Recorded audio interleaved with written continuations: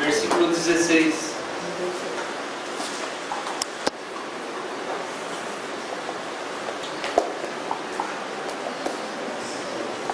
Timóteo 3,16.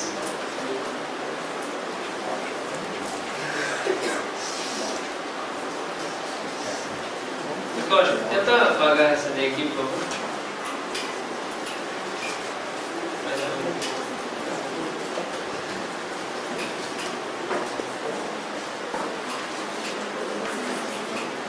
Obrigado. 1 Timóteo 3,16 está escrito assim: evidentemente, grande é o mistério da piedade. Aquele que foi manifestado na carne, foi justificado em espírito, contemplado por anjos, pregado entre os gentios, crido no mundo, recebido na glória. Vamos ler mais uma vez. Acende a luz lá atrás, para não ficar escuro aí para vocês. 1 Timóteo 3,16.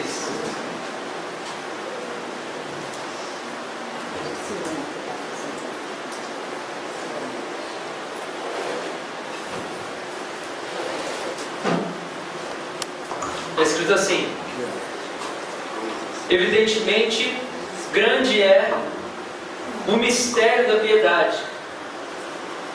Aquele que foi manifestado na carne, foi justificado em espírito, contemplado por anjos, pregado entre os gentios, crido no mundo, recebido na glória. A mensagem de hoje é mensagem voltada para o Natal, que a gente está chegando no Natal. Timóteo 3,16? Isso, 1 Timóteo 3,16. E o tema da nossa mensagem hoje é Natal é Redenção. Natal é Redenção.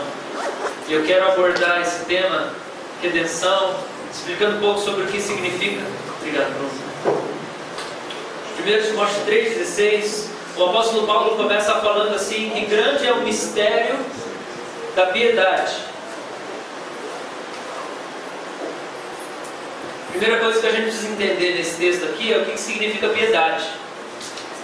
E eu gostei muito da definição que o John MacArthur colocou aqui na Bíblia comentada. Ele colocou assim: piedade refere-se às verdades de salvação e justiça em Cristo que produzem santidade nos cristãos. Ou seja, a manifestação da verdadeira e perfeita justiça em Jesus Cristo. Então, piedade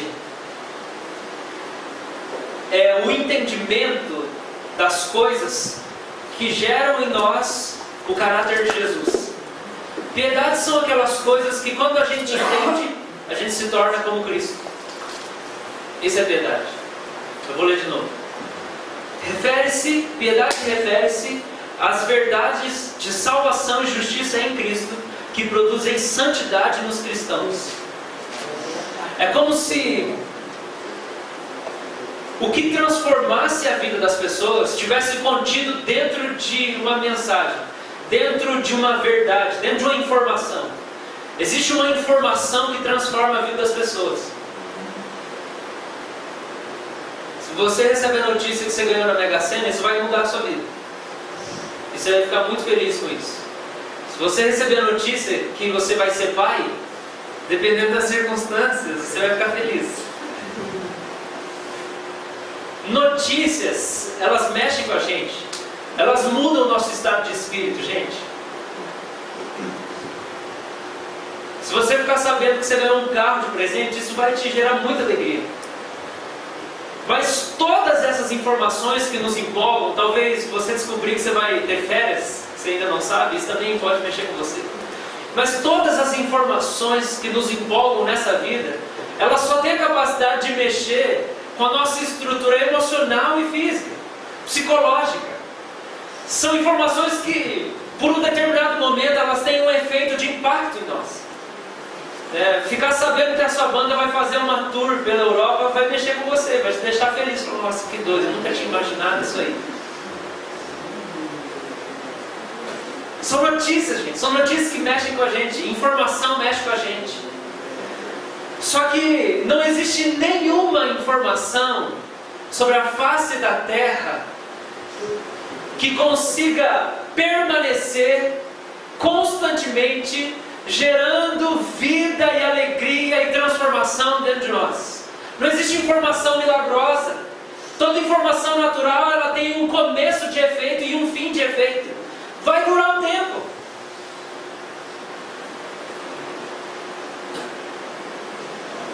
Talvez você fique com sede, aí você vai procurar água lá na cozinha. Aí você chega lá na cozinha, você procura e você só vê que tem água quente. Mas aí de repente alguém chega assim, ó, aqui tem água gelada. Por 2 segundos aquilo vai te fazer feliz. As informações naturais, elas mexem com a nossa estrutura, só que elas têm data de validade. Mas a piedade é aquela informação que gera vida em nós e alcança dentro do nosso espírito e muda a nossa história para sempre e tem a capacidade de transformar o nosso coração. Isso é piedade. É um negócio sobrenatural, é uma informação, é um conteúdo, é uma mensagem sobrenatural que quando você escuta e quando você entende, ela mexe com quem você é, com a sua constituição, com a sua estrutura. A sua natureza começa a ser transformada. Porque ficar sabendo que você vai ser pai, ou que você ganhou na Mega Sena, ou que você vai ganhar um carro, não muda com a sua natureza. Só te faz feliz. Mas daqui a algum tempo, você já vai enjoar daquele carro. Mas a piedade é um conjunto de verdade acerca de Deus que produz santidade dentro de nós, que produz transformação no nosso espírito. Nós de fato somos transformados, nós deixamos de ser quem nós éramos. Nós não somos mais a mesma pessoa. Pessoas mudam, isso é possível. É possível as pessoas mudarem. Isso não é bom demais? Você não pode falar aleluia? Aleluia. É possível alguém mudar. Gente, glória a Deus, dá para mudar. Não precisa ser o mesmo sempre. Não precisa. Essa semana eu estava aconselhando uma pessoa e conversando com ela sobre as transformações que acontecem na nossa vida enquanto a gente caminha com Cristo. E uma das coisas que a gente conversou foi algo que a pessoa falou assim: nossa, mas eu não consigo nem imaginar o que pode acontecer na minha vida se eu continuar a caminhar com Jesus, não sei. Aí eu falei assim: ó, você consegue me imaginar assim, assim, assim? Ela: não. Eu falei: 10 anos atrás eu era desse jeito. Você consegue imaginar um cara que só se importa com o jeito que veste e tentando ficar com o maior número de meninas possível, porque é assim que é o esquema que funciona? Eu não consigo. Eu falei: então, é assim que eu vivia. Você consegue me imaginar como um cara assim? Não, chato, talvez ainda seja, né? Mas como alguém que o tempo todo só estava pensando assim, como que de alguma maneira eu podia me aparecer para as pessoas para que elas pudessem achar que eu era legal? Não, parece que não, eu não consigo imaginar. É porque eu mudei. É porque piedade é esse conteúdo, é essa informação que quando a gente entende, muda quem a gente é. Isso está disponível para nós. É um conteúdo que foi dado da parte de Deus, através de homens santos que Deus inspirou, e que foi registrado tudo aqui nesse livro que você tem na sua mão. O que o apóstolo Paulo começa dizendo é: evidentemente, grande é o mistério da piedade. Paulo está falando assim: todo mundo está procurando entender qual é a fonte da vida. Todo mundo está procurando entender cadê o poder que pode mudar a nossa vida. As pessoas vivem em busca de transformação, elas estão tentando ser preenchidas de alguma maneira. De algum jeito elas estão tentando lidar com as suas carências, tentando dar um jeitinho nos buracos sem fundo que elas têm no coração. E é grande o mistério, as pessoas não conseguem entender. minhas lutas, para as minhas crises? Cadê a resposta? Cadê a resposta para a minha família? Que eu não aguento mais, já tentei de tudo há tantos anos. Cadê a resposta para o casamento? Cadê a resposta para a carência? Cadê a resposta para o medo? Semana passada a gente orou por medo de tudo aqui. A gente ficou 2 horas orando por medo de tudo. Desde o medo do pastor, do pai, da mãe, até medo de assalto, medo de tudo. A gente orou por medo. Todo mundo está tentando resolver as suas mazelas, as suas crises, os seus vazios. E é um mistério que está aí, entendeu? Todo mundo está perguntando, cadê o mistério? Qual que é a resposta? O que vai suprir a gente? Paulo está falando disso. Grande é o mistério da piedade. Cadê o poder que pode mudar a nossa vida? Por que todo mundo quer ser rico? Porque está achando que vai conseguir desse jeito responder esse mistério. Está todo mundo procurando isso. Só que Paulo também está falando aqui sobre um outro tipo de mistério. Para isso, você precisa abrir a Bíblia comigo em 1 Pedro capítulo 1. Marca o dedo aí e abre em 1 Pedro capítulo 1.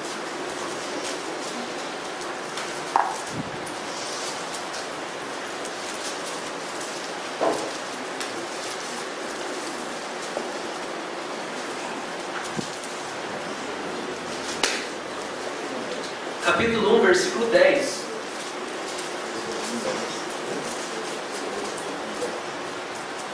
Assim, foi a respeito desta salvação que os profetas indagaram e inquiriram, os quais profetizaram acerca da graça a vós outros destinada, investigando atentamente qual a ocasião ou quais as circunstâncias oportunas indicadas pelo Espírito de Cristo que neles estava, ao dar de antemão testemunho sobre os sofrimentos referentes a Cristo e sobre as glórias que o seguiriam.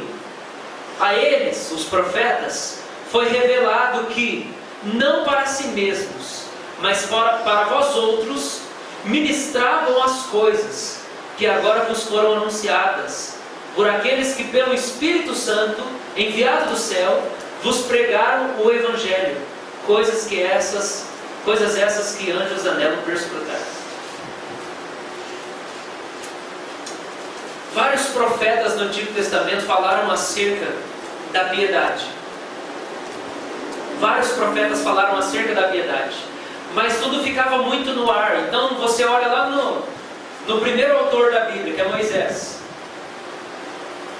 Moisés, num certo momento, ele falou assim: existe um profeta maior que eu que vai vir ainda, e todo mundo vai seguir ele, e ele vai ser maior que eu. Num certo momento lá da história de Samuel, intitulado como o primeiro grande profeta, Deus aparece lá e ele fala com Samuel, e Samuel diz assim, deixa claro para nós que Deus prometeu para Davi que para sempre ia ter um descendente dele que ia reinar sobre Israel.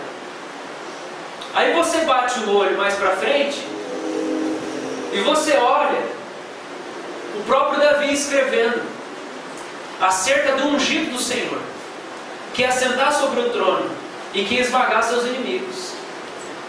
Aí você olha também, futuramente, grandes profetas como o profeta Isaías, falando sobre o nascimento do menino. Você olha também profetas, como profetas menores, como Oséias, que tem o nome de Yeshua, assim como o nome de Jesus, e a própria vida de Oséias é uma encenação da vida e da vinda de Jesus.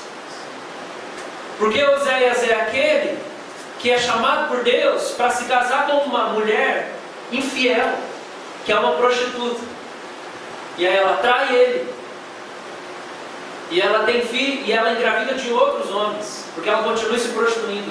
Ele recebe ela de volta, ele ama ela, ele cuida dos filhos dela, ele cria ela, cria os filhos, ele ama essa mulher, ele perdoa. Aí ela vai lá e trai de novo, aí ele vai e ele ama de novo, e ele recebe os filhos de novo, que não são filhos dele, que poderiam ser chamados de filhos bastardos, porque o verdadeiro pai abandonou, mas ele pega e ele cria essas crianças.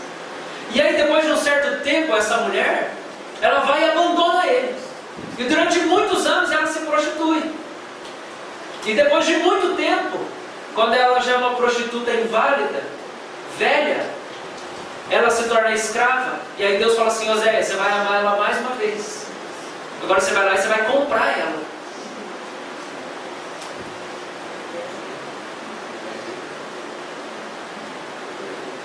Tudo que eu citei aqui são citações acerca da piedade, que é essa verdade que transforma a natureza das pessoas, que transforma o coração das pessoas.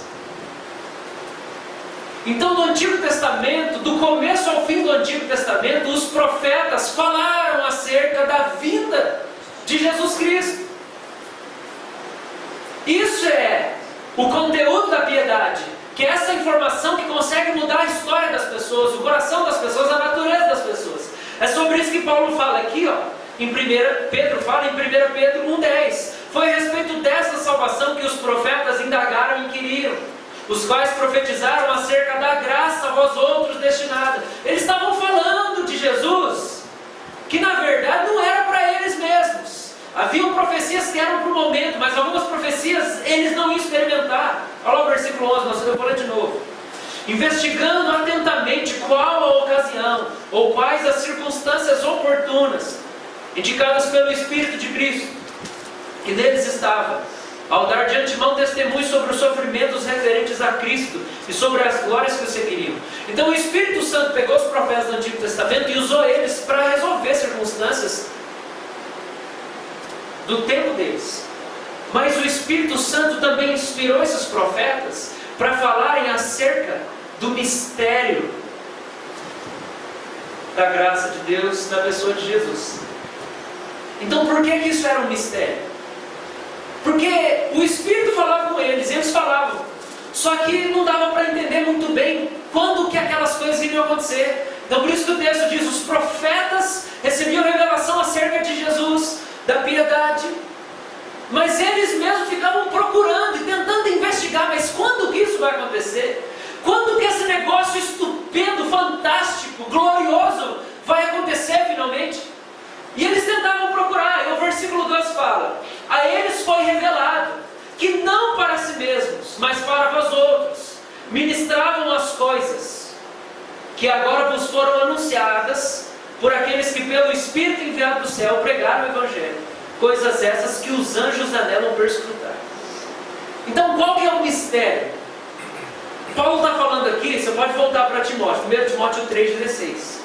Evidentemente, grande é o mistério da piedade. Qual que é o mistério?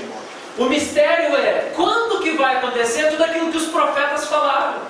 Quando que tudo aquilo vai se tornar realidade. E aquelas coisas malucas, de tão maravilhosas que eram, tão absurdas que eram, quando que aquilo vai se concretizar? Era um grande mistério. Então Paulo está falando sobre esse mistério. Grande é esse mistério da piedade. O mistério e a piedade são a mesma coisa. Qual que é a grande mensagem misteriosa? Qual que é a grande mensagem da piedade? Que é aquela informação que quando você entende, muda você. É a mensagem do nascimento de Jesus. Por quê? A própria Bíblia fala para nós assim, que tudo quanto existe vai passar. Tudo que é natural vai passar e vai morrer. Você vai envelhecer e vai morrer. Os animais vão envelhecer e vão morrer. As plantas vão envelhecer e vão morrer. O céu uma hora vai estragar. A terra vai apodrecer. E a gente já está ajudando, né? Isso aí.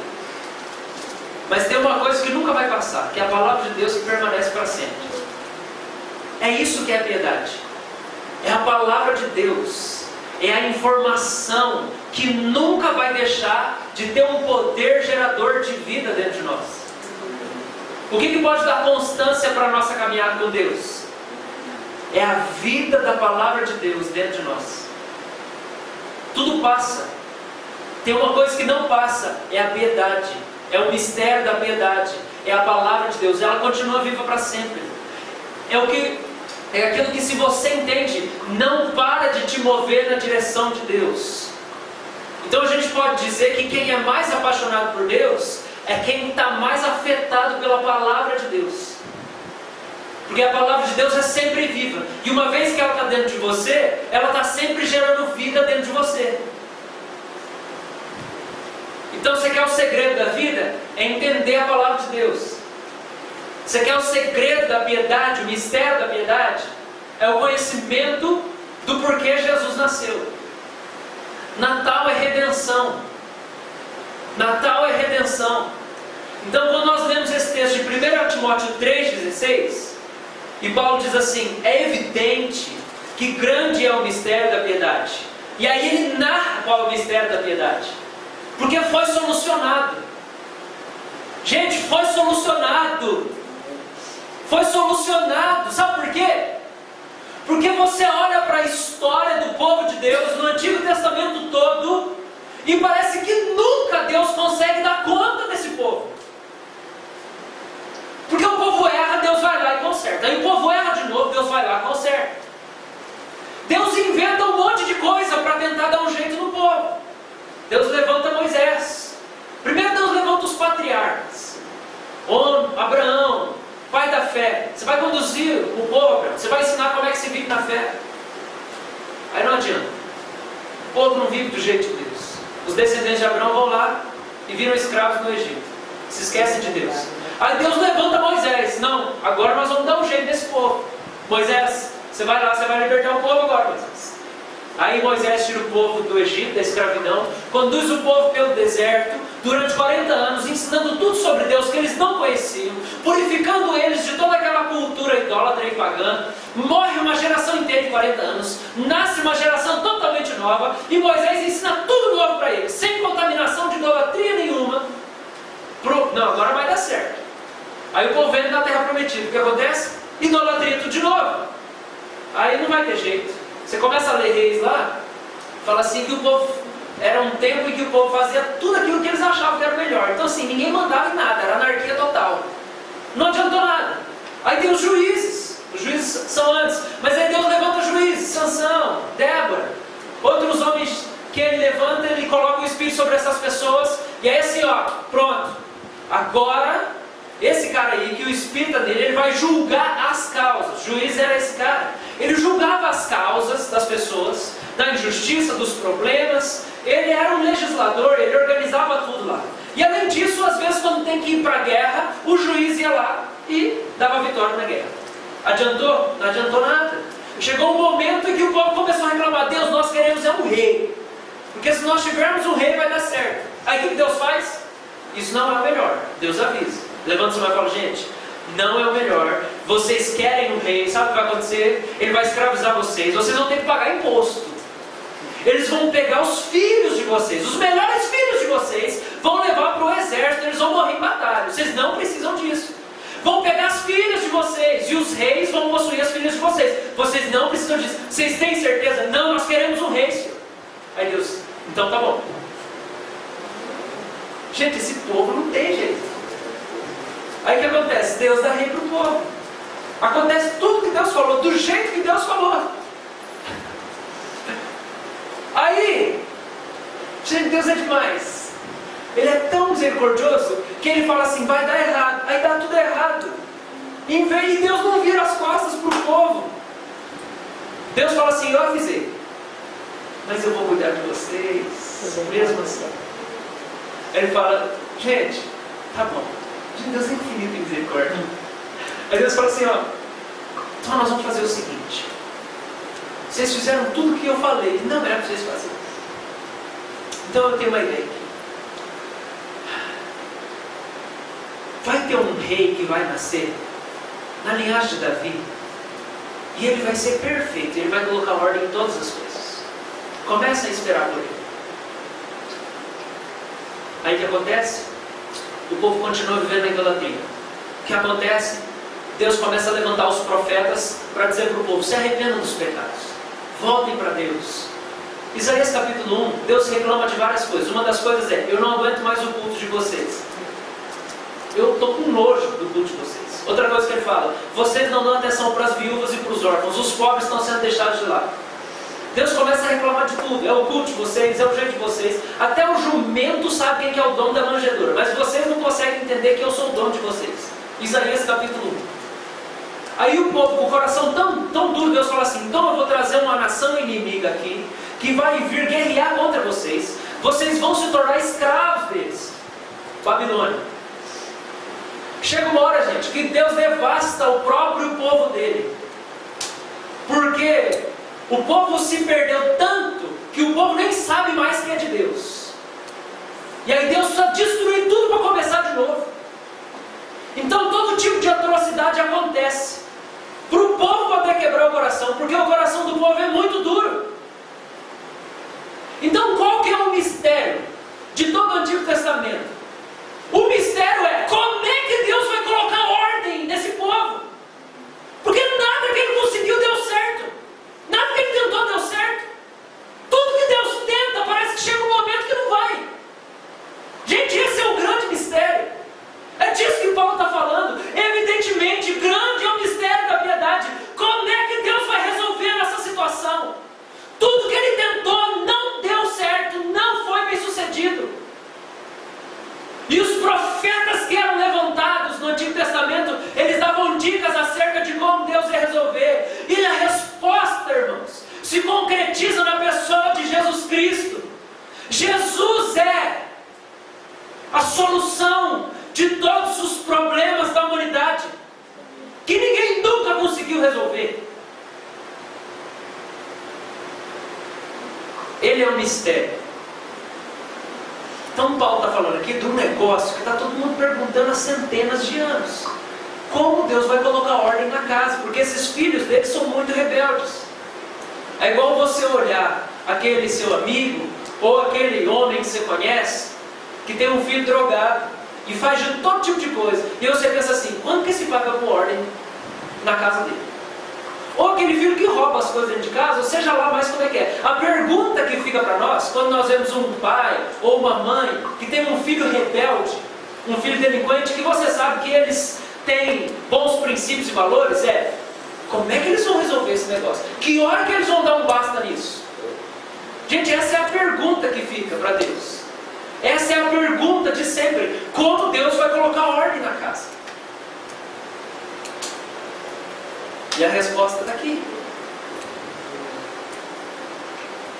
Grande é o mistério da piedade.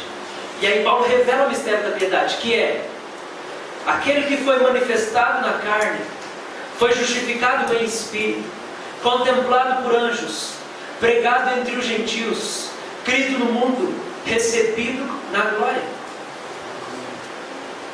Isso aqui é a piedade. Isso aqui é aquela informação que transforma o coração das pessoas e coloca a ordem na família de Deus. Isso aqui é Jesus Cristo. Natal é redenção. Por quê, irmãos? Por que Jesus nasceu? Vou falar para você por que Jesus nasceu. Porque nós, como filhos rebeldes de Deus, nós fizemos um negócio que muitos não entendem.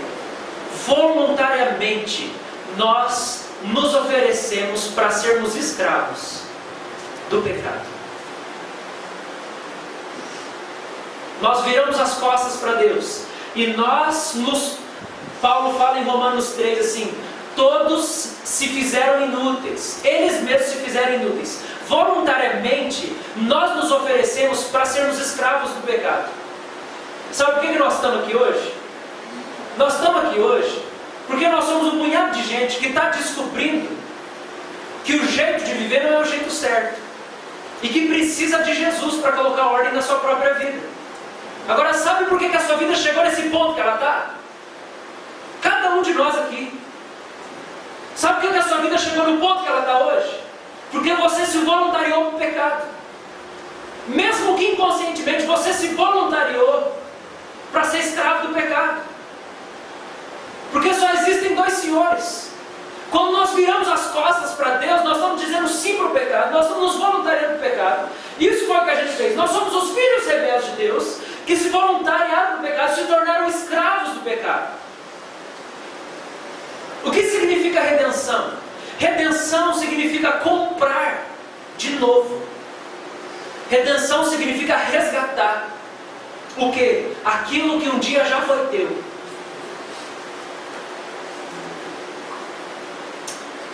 Abra sua Bíblia comigo. Deixa o dedo marcado, abra sua Bíblia comigo. Lá no começo, Levíticos, capítulo 25. Levíticos 25.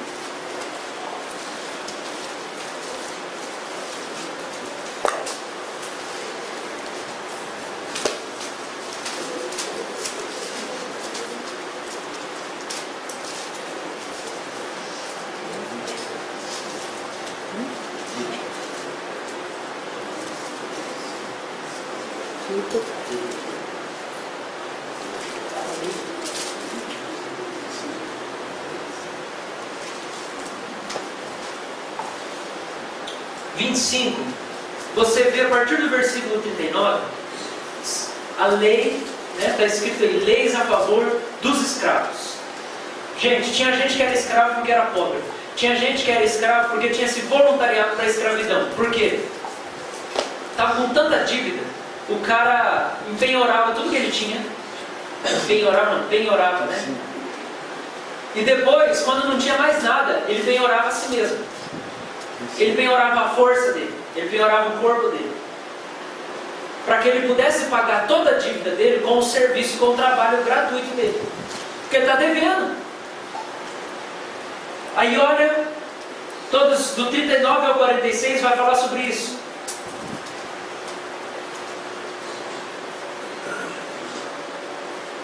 Aí o 47 fala assim: quando o estrangeiro ou peregrino que está contigo se tornar rico, e o teu irmão junto dele empobrecer, e vender-se ao estrangeiro, ou peregrino que está contigo, ou alguém da família do estrangeiro, depois de haver se vendido, haverá ainda resgate para ele. Um de seus irmãos poderá resgatá-lo. E aí? O texto está falando isso. Então o cara ficou tão pobre, ele se endividou tanto, que chega uma hora que ele se vende. Porque ou ele vai morrer pela dívida, ou ele vai se tornar escravo para pagar a dívida. Então ele se voluntaria para se tornar escravo, mas ele vai ser escravo para sempre. Mas o que a lei mosaica diz é o seguinte: mesmo aquele cara tendo se tornado escravo, existia uma chance dele ser liberto daquela escravidão. E a chance para ele ser liberto daquela escravidão está no versículo 48. Depois de haver se vendido, haverá ainda resgate para ele. Um de seus irmãos poderá resgatá-lo. Seu tio ou primo resgatará. Ou um dos seus, parente da sua família, o resgatará. Ou se lograr meio, se resgatará a si mesmo. O que era uma coisa raríssima, quase impossível de acontecer. Como é fácil ele se tornar escravo. Aí você volta lá em 1 Timóteo, capítulo 3. Capítulo 3, versículo 16. Evidentemente, grande é o mistério da piedade. Aquele que foi manifestado na carne, foi justificado em espírito. Natal é redenção porque o único propósito pelo qual Jesus encarnou, que é o que está escrito aqui, aquele que foi manifestado na carne, o único propósito pelo qual aquele que é eternamente, ele sempre existiu, ele nunca teve corpo. Corpo é limitação. Deus não tinha corpo e não precisava de corpo. Para que Deus vai ter corpo? Para sentir dor? Para ficar limitado? Não, ele é infinito, ele é eterno, nunca teve corpo. Aquele que foi manifestado na carne, aquele que decidiu ter corpo, que decidiu nascer, Jesus. O único motivo pelo qual Jesus se manifestou na carne, pelo qual Jesus nasceu, e a gente comemora isso, né, dia 25 de dezembro, mas não dá para provar que essa é a data do nascimento de Jesus. É provável que tenha sido em abril, mas aconteceu um monte de coisa aí que você procura no Google depois. O único motivo pelo qual Jesus se encarnou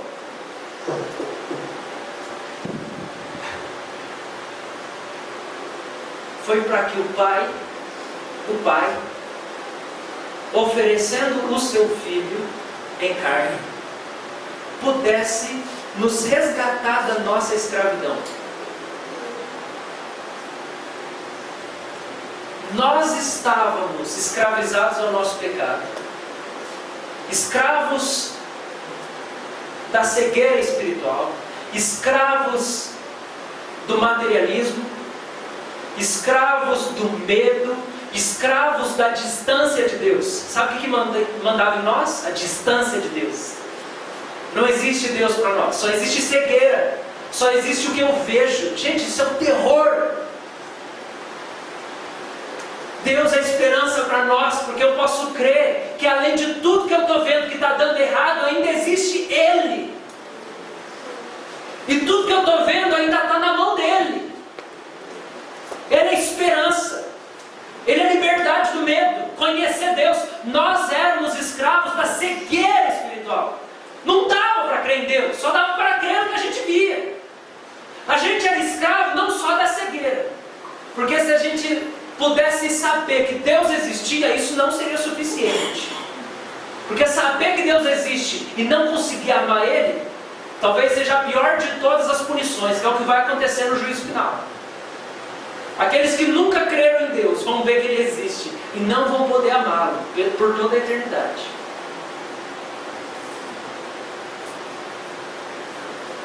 O nascimento de Jesus veio nos libertar da falta de fé, veio nos libertar do coração rebelde. Porque mesmo conhecendo a pessoa de Deus, nós não temos a capacidade de amar Deus. Nós não conseguimos amar Deus. Você talvez conheça pessoas que assumem que Deus existe mesmo, Deus é real. Só que ela não está nem aí com Deus. Nós fomos libertos do nosso coração rebelde, para que nós pudéssemos agora ter de novo a relação com Ele. Então, o que é redenção? A redenção é Jesus se manifestar em carne, para poder ser oferecido por nós na cruz, sendo sacrificado, e com o seu sangue, Ele nos comprar de volta para Deus. É a libertação da escravidão. Por quê? Porque nós éramos de Deus, mas nós nos voluntariamos para o pecado. Então agora Deus vai comprar para Ele aquilo que já foi dele um dia, e Ele vai resgatar de novo. Porque a gente se enfiou numa enrascada tão grande que é só Deus para poder livrar a gente da gente mesmo. Ou Deus vem mudar tudo na nossa vida, ou nós vamos ficar para sempre assim. Nenhum homem tem o poder de mudar a nossa história. Nenhuma informação é como a informação da piedade, que pode transformar a nossa natureza e o nosso coração. Nenhuma informação faz a gente ficar feliz por tanto tempo assim. Toda informação tem uma data de validade. Toda boa notícia é boa notícia por um certo período de tempo. Depois ela se torna uma notícia comum, e você já não está mais nem aí para aquele negócio.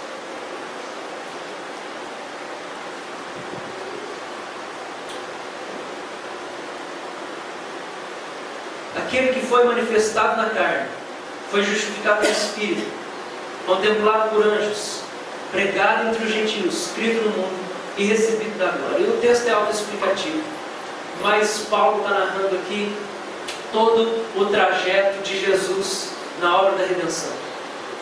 Ele nasce, ele é justificado em espírito, ele é justo no seu espírito, ele é assassinado na cruz, ele é contemplado por anjos. Por quê? Porque ele é ressuscitado por Deus, e ele é elevado aos céus, e os anjos o veem glorificado, e ele é pregado por todo mundo. Depois ele é crido em todo mundo, e ele é recebido na glória, e nós somos recebidos na glória juntamente com Cristo, para nos juntarmos com Ele. Irmãos, essa é a mensagem que transforma o nosso coração e a nossa natureza. Essa é a mensagem do Natal. Natal é redenção. Por quê? Porque é Deus nos libertando de nós mesmos. Nada agora é impossível. Nada mais é impossível. Uma coisa que me fascina é que o senhor falou que eles não sabem realmente quando foi o nascimento, se foi em abril. Chegaram a dizer até que a cara de Jesus não é aquela. Mas uma coisa é certa, que ele existiu. Né? Isso vocês não têm como negar. Exatamente. Que Jesus existiu. Jesus existiu.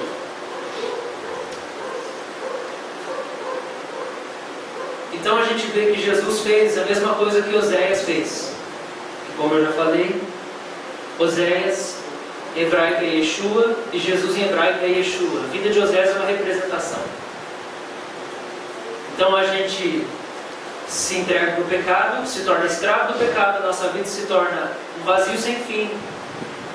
A gente se torna escravo da nossa própria dureza de coração. Perdoar é muito difícil, pedir perdão é muito difícil, amar as pessoas é muito difícil, é quase impossível, é uma escravidão. Eu só penso em mim, eu não consigo pensar em outra coisa a não ser em mim mesmo. E a gente é como a prostituta, mulher de Oséias, que vai lá e se prostitui e se torna escrava. E aí Jesus faz a mesma coisa que Oséias faz com ela. Depois de ser traído várias vezes e arcar com os prejuízos dela, ele vai lá e quando ela está velha e inútil, ele vai lá e compra ela de novo. Aquilo é redenção. Jesus nasceu para isso, irmãos. Jesus nasceu para isso. Sabe por quê? É para o louvor da glória da sua graça. Louvor é elogio, glória é a beleza e a graça é esse favor espontâneo que Ele quer ter na nossa direção. Então Jesus nasceu porque Deus quer ser elogiado pela beleza da sua graça. E essa é a mensagem que muda a nossa natureza. Isso é piedade. Sabe por quê?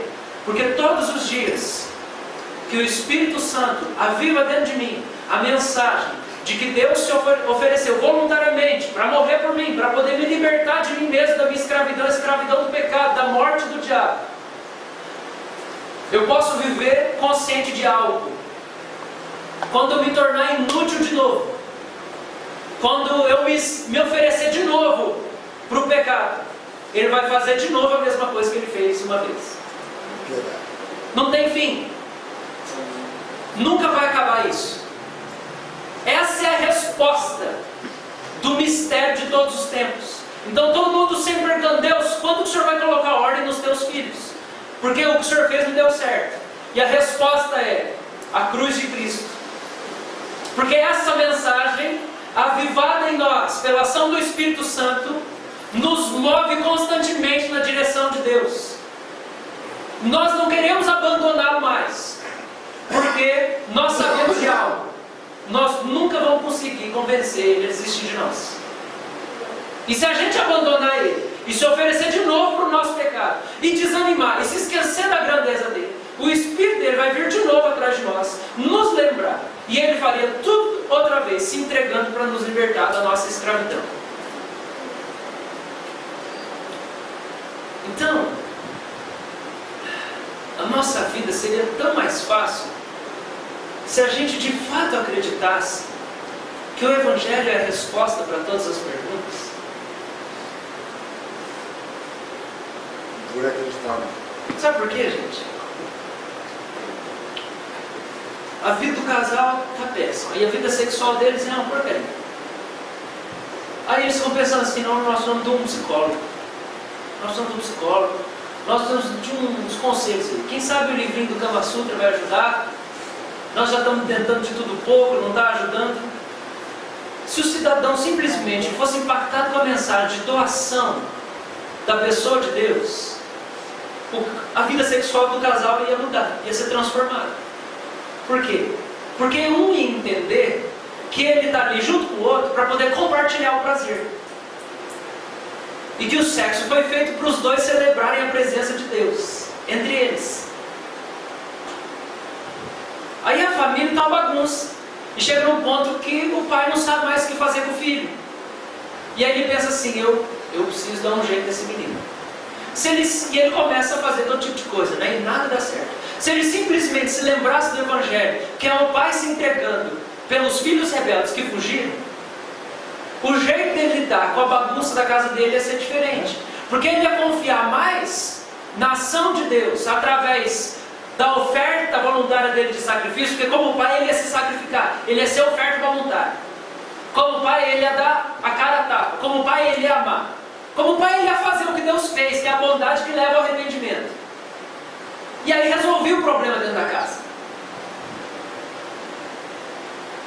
Nós Nosso problema, às vezes, financeiro é que nós não temos o luxo que a gente queria. E a gente pensa, não, mas não é tanto, pastor, eu só queria um carro. Nem isso eu tenho. Ou então, pastor, eu queria não comer arroz com ovo todo dia. É só isso que eu queria, pastor. Se a mensagem do Evangelho afetasse você, você não ia viver para sentir gosto. Que essa é a definição de Buda. É viver para sentir gosto. A pessoa é escrava do gosto que ela sente. Ela precisa sentir gostos variados e gostosos e deliciosos. Como ela não descobriu o prazer do amor do Deus que se entregou por ela, ela precisa ser escrava do gosto. Qual que é o Deus dela? É a boca dela. Todas as respostas para nós estão aqui, ó, no mistério da piedade. Tudo se resolve na mesma coisa. A mensagem do Evangelho é que pode transformar uma família, uma igreja, um bairro, uma cidade, um país, um mundo. Essa é a mensagem que coloca a ordem nos filhos de Deus, que dá jeito para os filhos de Deus. Alguém que está em depressão pode ter qualquer tipo de doença emocional, ou psicológica ou mental. A resposta é a mesma. A resposta é a piedade. São as verdades da salvação e justiça em Cristo que produzem santidade nos cristãos. Então o que tem poder para mudar a vida dessa igreja, irmãos? Qual que é o poder que existe para mudar a vida dessa nossa igreja aqui? Vamos finalizar lendo 1 Pedro, de novo, capítulo 1.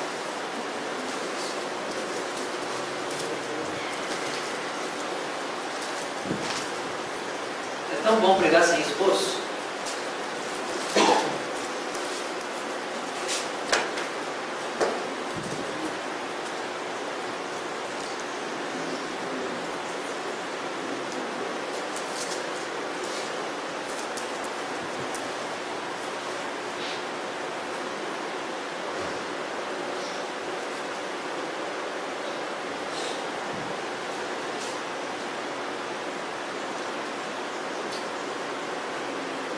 Pedro capítulo 1, versículo 13. Por isso, cingindo o vosso entendimento, sejam sóbrios pelo amor de Deus, e esperai inteiramente na graça que vos será trazida na revelação de Jesus Cristo.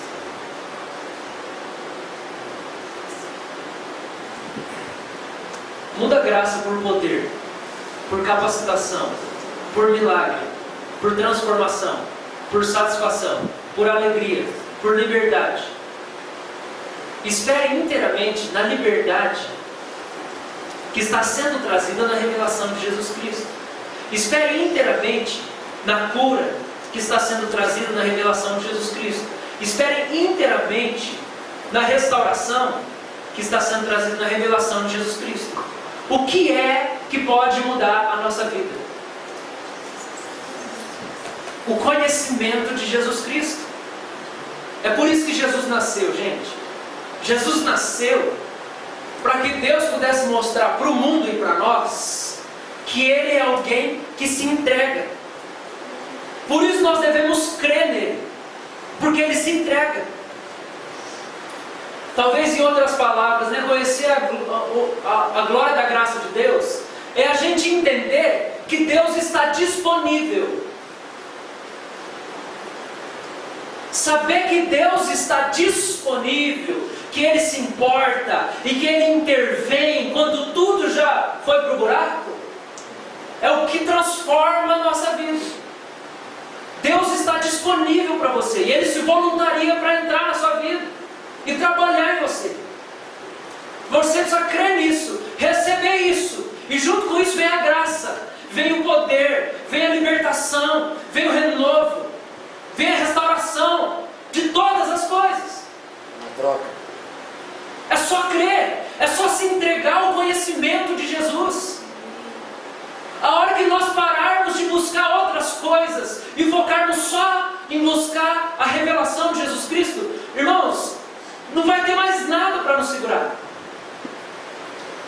A hora que em vez de eu procurar que a igreja seja melhor, eu procure revelação de Jesus Cristo, a hora que em vez de você procurar que o seu filho seja melhor, você tem o seu coração dominado por um desejo de conhecer Jesus Cristo, a hora que em vez de você desejar é que Deus te livre de algumas coisas. Você tenha o seu coração tomado pelo desejo de conhecer Jesus Cristo. Em vez de querer mudar o seu cônjuge, você queira conhecer Jesus Cristo, tudo vai se resolver. Tudo vai entrar no lugar. Então Jesus nasce para poder revelar Deus para nós. Porque isso vai resolver todas as coisas para nós. A graça, esperar inteiramente na graça que vos está sendo trazida na revelação de Jesus Cristo, no conhecimento de Jesus Cristo. Esse é o mistério da piedade. É redenção.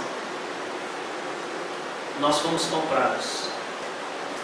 E Deus está disposto a fazer isso quantas vezes for necessário. Amém? A gente vai colocar uma música.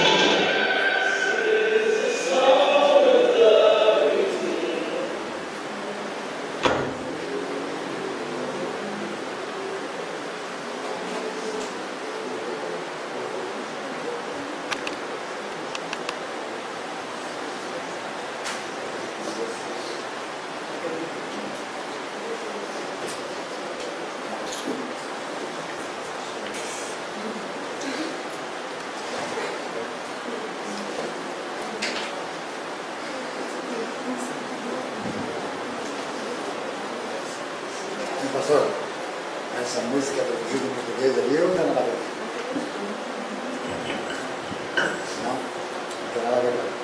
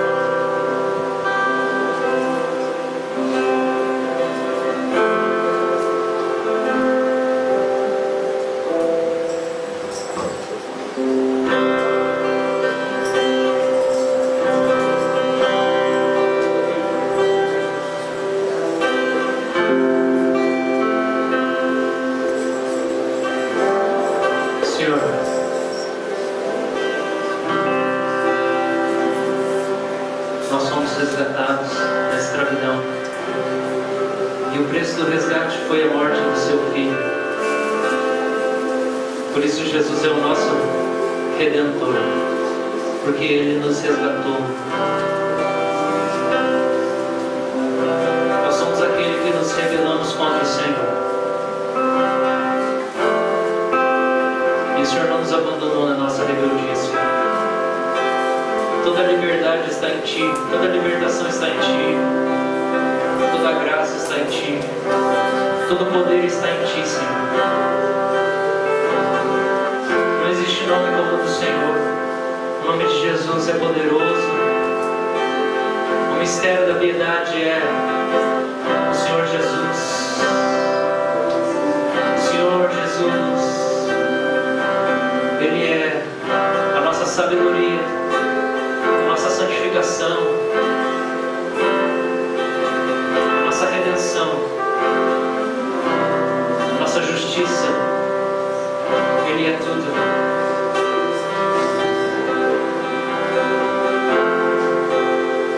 Te adoramos, Jesus, por tudo que o Senhor fez.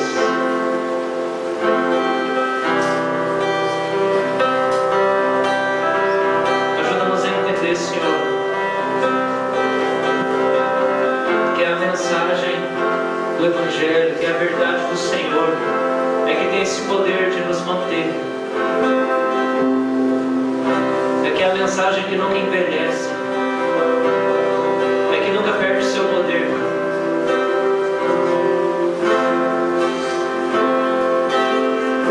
É dela que nós precisamos hoje.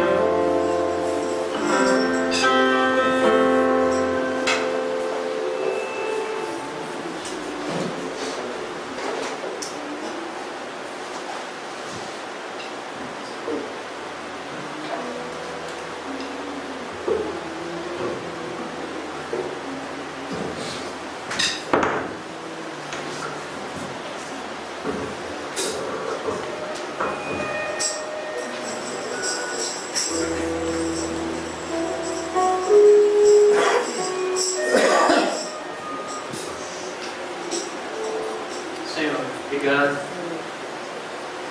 Antes do Senhor morrer por nós, o Senhor teve que passar por um outro sofrimento, que foi ter nascido. O Senhor teve que nascer, Deus. Que absurdo para o Senhor, que é infinito ter que nascer. Obrigado pela nossa redenção, Senhor. Amém.